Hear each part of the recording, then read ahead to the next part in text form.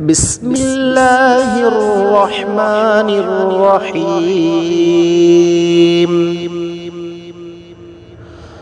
والتين والزيتون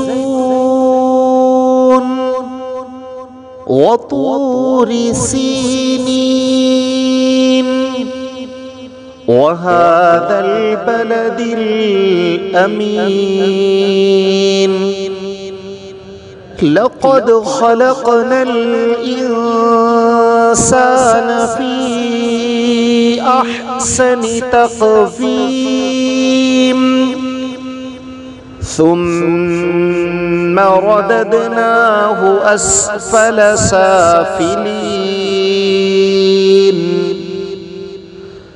إلا الذين آمنوا وعملوا الصالحات فلهم أجر غير ممنون. فما يكذبك بعد بالدين؟ أليس الله بأحكم الحاكمين؟